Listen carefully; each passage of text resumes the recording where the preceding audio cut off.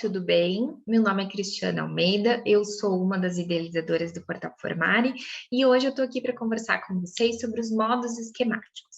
Então, para a gente começar a se familiarizar também um pouquinho com este outro conceito super importante dentro da terapia dos esquemas. Então, para a gente começar a entender o que são esses modos esquemáticos que a gente tanto fala, e se vocês forem perceber em literaturas mais atualizadas, em congressos e até mesmo em discussões com colegas, a gente acaba hoje falando muito mais na terminologia de modos do que na terminologia de esquemas, o que não significa que a gente não deva saber quais são os esquemas e o que são esses esquemas, porque eles são, sim, coisas diferentes, tá? Então, os modos esquemáticos, eles seriam, gente, um conjunto de esquemas ou operações de esquemas. O que isso significa? Que a gente diferencia o esquema sendo um traço, tá? Então, um traço permanente, um traço que aquele paciente, aquela pessoa carrega com ela, e o modo é a maneira como aquilo se acumula, então, como aqueles vários esquemas podem se agrupar e como aquilo se apresenta para nós. Então, o modo seria um estado, enquanto o esquema é um traço. Tá? Então, o que isso significa? Que a gente vai ter esses modos de forma transitória. Então, eles não são permanentes, eles não são fixos. A gente tem a ativação ou a gente se comporta, tá, dentro daquele modo em X ou Y momento. Quando a gente tem alguns desses botões ativados, a gente acaba acionando esse estilo de funcionar que contém dentro dele uma série de esquemas.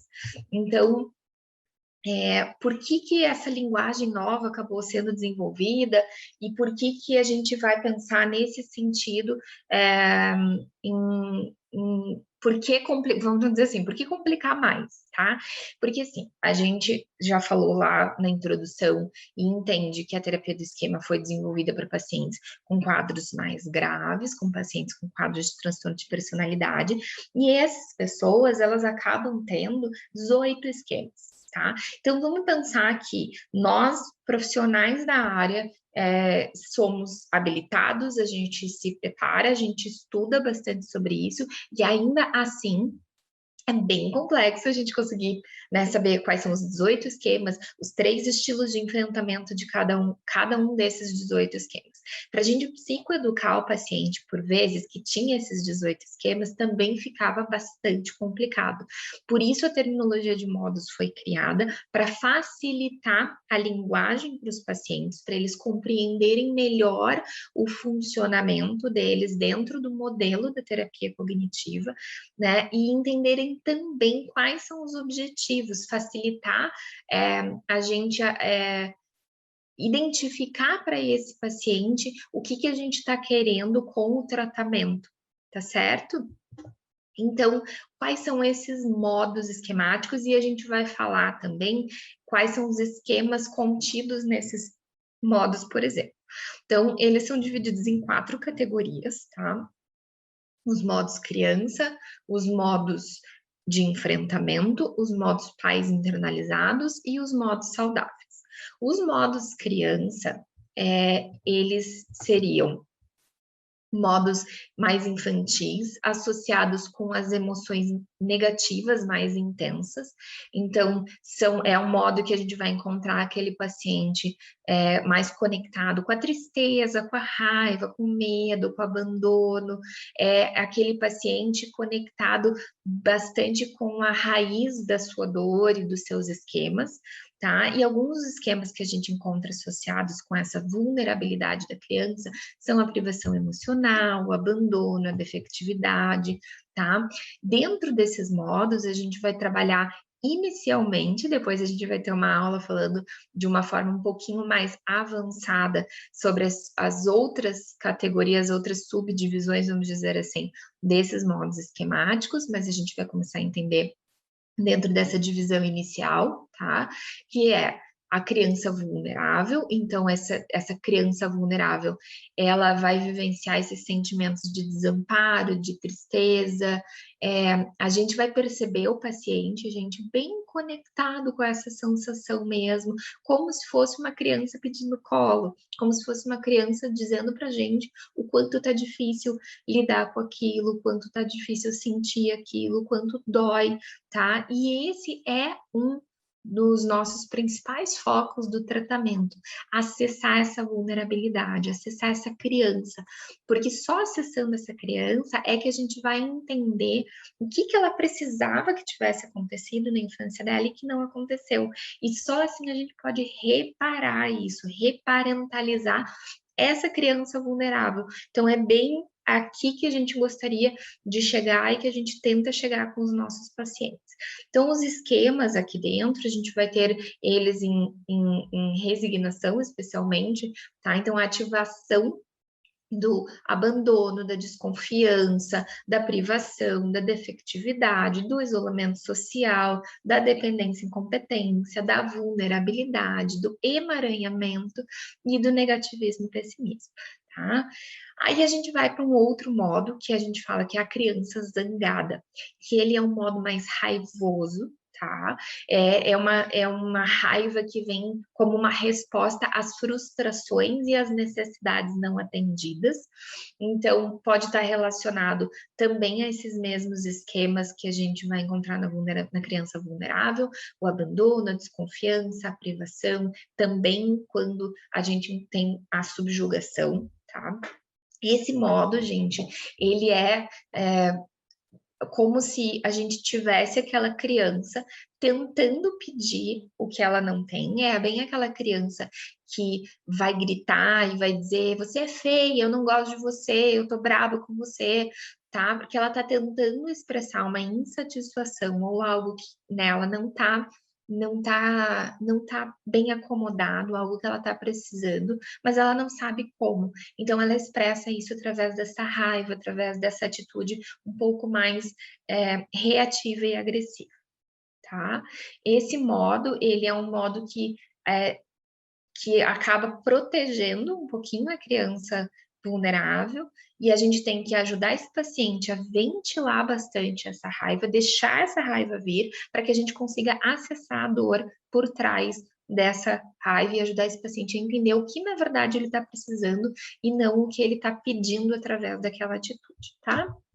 E aí a gente vai ter os modos criança impulsiva e indisciplinada, que são modos de crianças que agem impulsivamente conforme os desejos imediatos dela e não consideram muito os limites das outras pessoas, as necessidades das outras pessoas e também não consideram as consequências negativas que elas mesmas podem ter com aquela atitude, tá?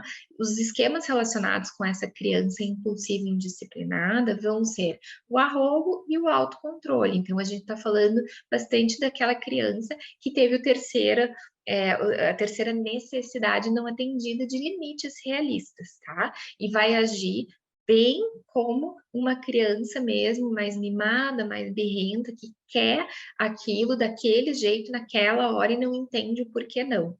Tá certo? E a gente vai ter a criança feliz, que a gente vai falar mais lá embaixo, né? Que seria um dos nossos também objetivos, atingir ativar essa criança feliz, tá? Que é um dos modos saudáveis que a gente encontra.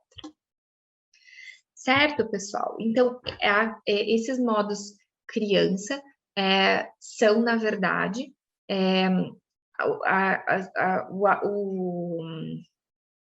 o conjunto de vários dos nossos esquemas ativados, conectados com essas emoções, especialmente, então, expressando as emoções, e a gente vai precisar, de forma bastante carinhosa, bastante cuidadosa, bastante afetiva, da mesma maneira, então, a gente sempre tenta usar bem a lógica da parentalidade. Tá? O que uma criança precisa, como que uma criança precisaria que eu reagisse nesse momento, né? Então, uma criança com raiva precisa de uma atitude, como uma criança vulnerável e entristecida precisa de qual atitude, qual reação de nós terapeutas enquanto bons pais dessa criança. Tá? Aí a gente entra nos modos pais punitivos internalizados, que hoje também já está havendo um movimento para uma mudança de nomenclatura, né? Para a gente só chamar de modos internalizados, hiperdemandantes, porque entende-se, né, que a aquisição dessas vozes internas, ela não se dá somente através de pai e mãe, e se dá, assim, através também de outros cuidadores que a gente possa ter, avós, irmãos mais velhos, e também das nossas experiências na sociedade. Então, professores, figuras de autoridade, pessoas com quem a gente se relaciona de um modo geral, tios, né, eventualmente outras pessoas, tá? Por enquanto, a gente vai usar a ideia dos pais punitivos para ficar mais claro, tá? Mas quando vocês ouvirem modos internalizados, seria modos críticos internalizados, seria a mesma coisa aqui. Então, são modos altamente emocionais, eles também vão ter, assim como os modos criança, uma conotação um pouco mais negativa, só que a grande diferença aqui é que aquela criança está conectada com a dor de uma necessidade dela, e aqui a conotação negativa, ela é muito mais agressiva, muito mais crítica, muito mais sem função, tá? Por assim dizer, a gente fala que esses modos, eles não têm nenhuma função, eles não servem para nada para nós aqui nesse momento, tá? Eles são vistos como a internalização de críticas e respostas disfuncionais que os nossos pais e, mais uma vez, cuidadores e outras pessoas tiveram para nós. Elas são vozes que são construídas a partir das nossas experiências e a partir da nossa compreensão dessas experiências também, da mesma maneira que os esquemas que a gente conversou, por vezes a interpretação que aquela criança tem ou o sentimento de que falta aquilo faz com que essa voz se crie, se construa, e elas são vozes que não necessariamente precisam existir na vida real mais, então, por vezes, esses pais ou já não estão mais no cenário, ou essas vozes deixaram, por exemplo, de ser tão punitivas ou tão críticas, muitas vezes as pessoas acabam até mudando, mas internamente esse paciente segue tendo esse policial mal ali o tempo todo, criticando, punindo, tá?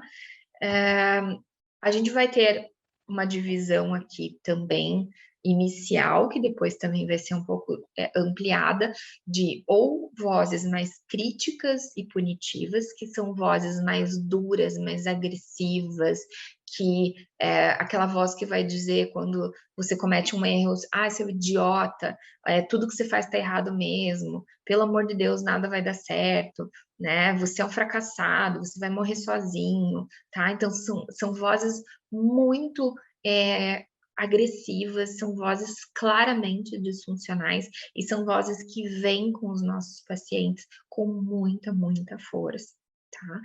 Ou seja, dentro delas, o que a gente vai ter de conceitos e de esquemas? A gente vai ter a voz o esquema de subjugação, né, de uma voz que diz que a gente tem que fazer as coisas pelos outros, que nós somos inferiores, tem a voz do esquema de postura punitiva, tem a voz da defectividade, o esquema dizendo que sim, nós somos defeituosos e que perpetua e que permite que essa voz tenha espaço e tenha força, da desconfiança e do abuso, num estilo mais abusador, mais hipercompensador, tá? Então, naquele modo do já que eu fui tão abusado, eu aprendo a abusar dos outros, e esse abuso, esse modo crítico, ele pode ser ativado com as outras pessoas e com a gente mesmo.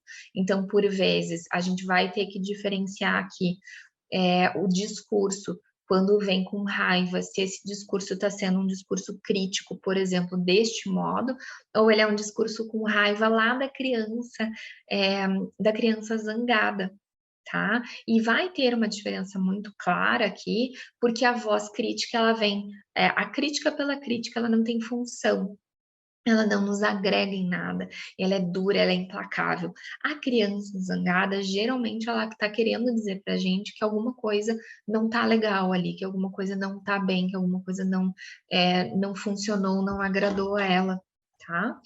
E a gente vai ter um segundo modo, que seriam os modos exigentes, tá? O que isso significa? É aquela voz mais demandante que a gente chama, é aquela voz que acho que a gente reconhece bem, né, pessoal, de nunca nada tá bom, você precisa fazer mais, não está suficientemente adequado, você deveria ter feito mais rápido, ter feito melhor, ter feito perfeito, os outros são melhores do que você. Então, é aquela voz que está constantemente pedindo mais de nós, tá? Essa voz, ela tem dentro dela, especialmente dois esquemas, o esquema de padrões inflexíveis, então, claro, né, aquela necessidade de fazer sempre mais, de fazer melhor, de um perfeccionismo, de altos padrões de metas e objetivos, e também o autossacrifício, de dizer que a gente tem que o tempo todo estar fazendo pelo outro, tá? Então, esses modos são, dentro do nosso processo, os modos que ativam a nossa vulnerabilidade, são os modos que especialmente mantêm e perpetuam aqueles esquemas disfuncionais, tá certo? E aí, o que aparece? O que vem para lidar com tudo isso? Tá? Os modos de enfrentamento, as estratégias de coping, tá? Então, esses modos de enfrentamento, eles vão ter o mesmo paralelo com evitação, resignação e hipercompensação, da mesma maneira que os estilos de enfrentamento de cada um dos esquemas têm. Eles vão ser desenvolvidos como formas de sobreviver, também da mesma maneira que a gente traz lá no conceito dos esquemas iniciais desadaptativos.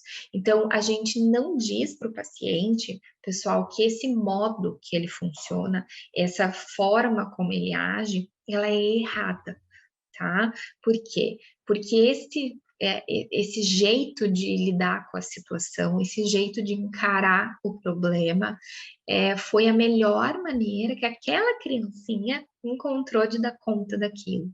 Então, foi a melhor maneira que aquela criança teve para sobreviver àquela realidade dura que ele tinha, seja uma realidade de privação, de negligência, de abuso, tá? Então, a gente conversa e trabalha no sentido de driblar esses modos.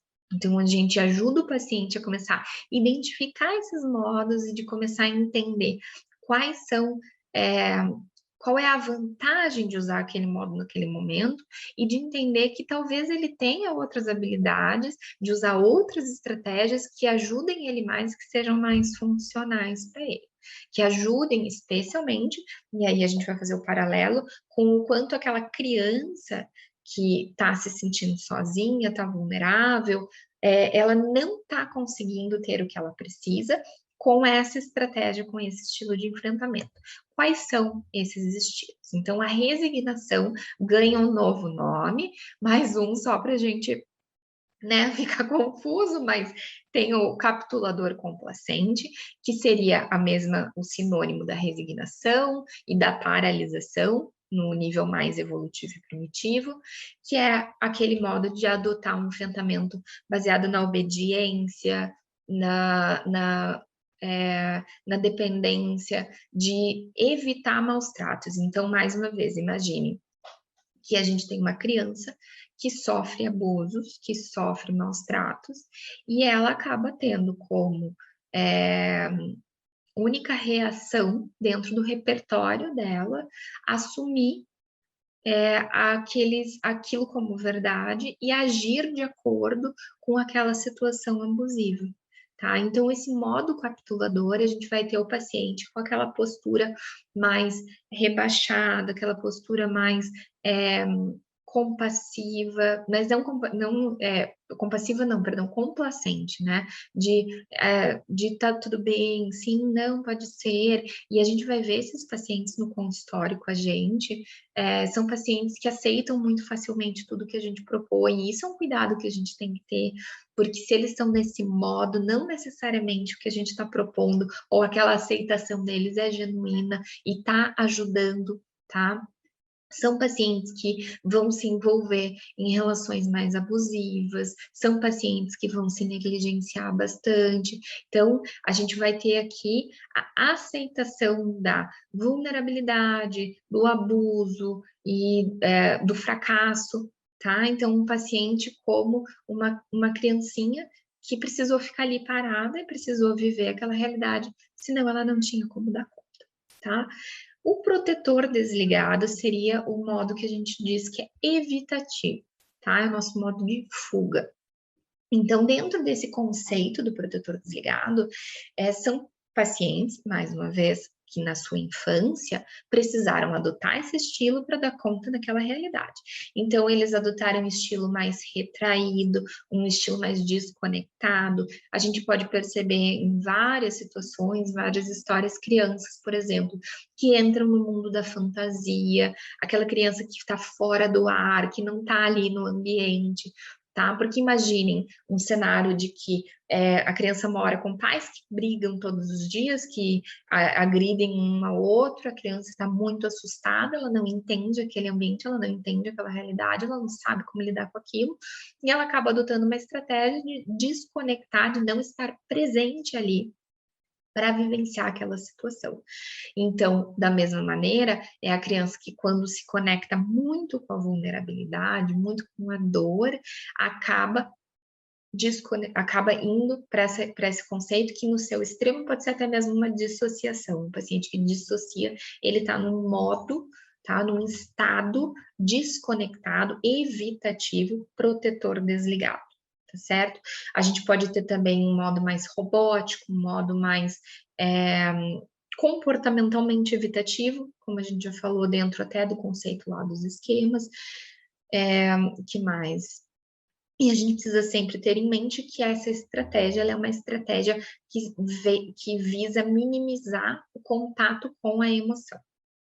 E a gente vai ter o modo hipercompensador, que é o modo de luta, que é um estilo de enfrentamento, de tentar combater aquela realidade, e aí é um estilo mais caracterizado pelo controle, pelo perfeccionismo, por vezes a tentativa de trabalhar em excesso, de antecipar as situações, de controlar o ambiente. Então, foi aquela criança que assumiu uma postura um pouco mais reativa frente à situação que ela estava vivendo, frente àquilo. Então, a gente pode ter, por exemplo, vamos considerar uma criança, às vezes, que sofria negligência em casa e não tinha cuidados e não se sentia adequada, encontrou na hipercompensação, encontrou em comportamentos de ser excessivamente bem cuidado, bem quisto, muito educado, o melhor aluno da sala, encontrou nessa estratégia uma forma de se sentir menos sozinho, menos defeituoso, como ele se sentia lá atrás. Tá? O que a gente vai ajudar esses pacientes a pensarem, gente, a entenderem, tá? Que quando eu estou capitulado, quando eu estou resignado à situação, eu não estou me protegendo, eu não estou cuidando daquela vulnerabilidade da criança. Quando eu estou desconectado, tampouco. Né? Se eu posso não estar sofrendo naquele momento necessariamente, mas posteriormente aquilo volta a me assombrar. E da mesma maneira, quando eu hipercompenso, quando eu vou para o extremo, eu me obrigo a estar num estado de resolução e de dar conta, e que por vezes não só me cansa, não só me coloca em situações difíceis, como também não é necessariamente bem visto pelos outros, porque às vezes eu posso ser mais agressivo, mais controlador, e acaba fazendo com que as minhas relações, por exemplo, não sejam tão verdadeiras, tão genuínas, tão conectadas, que na verdade é a dor daquela criança inicialmente, pensando que ela não teve a segurança, ela não teve o afeto, ela não teve a validação emocional, ela não teve o reconhecimento por quem ela era. Então, vamos pensar que esses modos, eles perpetuam, como a gente fala, aquele funcionamento desadaptativo. Eles perpetuam aquela dor da criança. Então, a gente vai ter sempre um ciclo esquemático acontecendo de que essa voz crítica por vezes aparece, e aí o paciente conecta com a dor, conecta ou com a criança vulnerável, ou com a criança impulsiva, e às vezes quando ela vai, por exemplo, a criança impulsiva e acaba tomando atitudes que não são bacanas, que acabam prejudicando ela, um comprar compulsivo, ou uma atitude um pouco mais egoísta frente às outras pessoas, elas acabam reforçando aquela crença, aquela voz interna mais crítica, e aí entra em ação esse modo de enfrentamento para resolver a situação, né? Para tirar ela do desconforto, para ela poder lidar com aquilo tudo que está acontecendo. Mas esse estilo sustenta esse ciclo mais uma vez, porque a gente não está conseguindo fazer com que aquela criança tenha aquilo que ela está precisando. Então, o que a gente vai tentar fazer nesse processo terapêutico? A gente vai acolher esses modos criança. A gente vai cuidar muito, muito, muito dessas criancinhas. A gente vai driblar, ou seja, contornar, conversar com esses modos, né, desconectados, hipercompensadores, e pensar, puxa, será que enfim, ir ver Netflix e ficar 12 horas maratonando é a melhor estratégia? Te ajudou a se sentir menos fracassado, por exemplo? Ajudou a tua criança a se sentir mais pertencente quando você deixou de ir naquela atividade, naquele grupo? Então, a gente vai ajudar os pacientes a entender que essas estratégias nem sempre são as mais adequadas, e a gente vai trabalhar com muito afinco para silenciar as vozes críticas. A gente vai ajudar esses pacientes a eliminarem essa voz da sua cabeça, porque ela é uma voz, como a gente já disse, que não tem função, que não tem nenhum ganho e que não é verdadeira, tá bem? E aí, o que isso significa? Que a gente vai focar em trazer esses modos saudáveis para o paciente, né? Que são as nossas habilidades de enxergar a vida de uma forma mais realista, de uma forma mais conectada. Esse adulto saudável, ele vai conseguir cumprir com as suas obrigações, mas ao mesmo tempo relaxar, ele vai conseguir dar conta das tarefas e buscar por objetivos, mas ele vai conseguir também conectar com a necessidade de lazer e de pedir afeto para aqueles que ele precisa. Quando ele se sentir sozinho, quando ele se sentir triste, ele vai conseguir comunicar isso para os parceiros, para as pessoas, por exemplo, tá? E vai saber, por exemplo, retardar a gratificação no momento que ele não pode ter aquilo, que ele entende que ele vai ter um objetivo a longo prazo que é mais importante. E a criança feliz, que a gente falou lá atrás, tá? Que é a criança cuidada, é a criança em seu modo pleno, a criança que vai ser espontânea, que vai se divertir, que vai brincar. Então, é aquele nosso lado conectado com momentos gostosos, com momentos prazerosos, que a gente sabe que a gente precisa na vida. É desligar especialmente aquela voz mais exigente do faça mais, vá lá, e conectar com essa nossa criança interna que precisa existir. Então, os nossos objetivos são de estimular essa criança feliz, de acolher a vulnerabilidade, atender aquela necessidade e de ativar o nosso adulto, esse nosso gerente de tudo. Então, pedir que esse adulto, ele dê conta de todas essas nossas partes internas. E a gente usa essa terminologia com os pacientes, né? Que nós temos partes dentro de nós e a gente vai ajudar ele com esta fala, transformar o conceito no que a gente fala que lembra que a gente falou lá que os esquemas são egocintônicos, então eles fazem parte completa de mim, eu sou aquilo como um todo. Quando a gente começa a dizer que a gente tem essas partes, esses diferentes modos dentro de nós, a gente vai transformando isso em ego distônicos. Então, eu tenho uma parte minha que funciona desse jeito, quando ativado, quando enfrentando X ou Y situação. E aí a gente vai conseguindo fazer com o paciente essa percepção, essa identificação e essa condução dessas partes internas. Então, isso aqui é para a gente começar a olhar, entender, e a gente vai falar muito mais aqui sobre o que cada modo precisa, sobre quais são as estratégias e técnicas que a gente pode usar para atender a cada uma dessas tarefas que a gente tem junto com esses modos. A gente precisa pensar também que esses modos, eles podem ser muito mutáveis, então a gente pode ter eles sendo ativados em diferentes momentos, e até mesmo quando a gente fala, por exemplo, de pacientes com transtorno de personalidade borderline, a gente vai ter eles ciclando dentro desses modos muito rapidamente.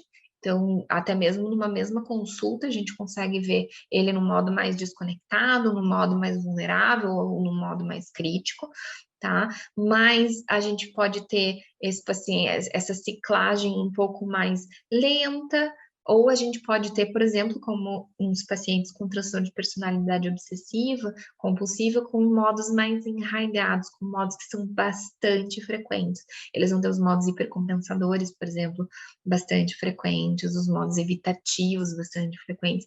Então, a gente tem vários espectros disso, né? Então, vai ter uma alteração tanto de uma ciclagem muito rápida quanto de uma consistência grande desse comportamento. Lembrando, para facilitar, que seria esse conjunto de reações de comportamento. É a maneira como eu funciono dentro de todos aqueles traços internos que eu tenho dos meus esquemas. Tá certo, gente? Muito obrigada. A gente vai dar sequência depois com as outras nomenclaturas e subtítulos, vamos assim dizer, dos modos esquemáticos. Se vocês tiverem qualquer dúvida, estamos à disposição. Comentem aqui o que vocês acharam. Um abraço. Tchau, tchau.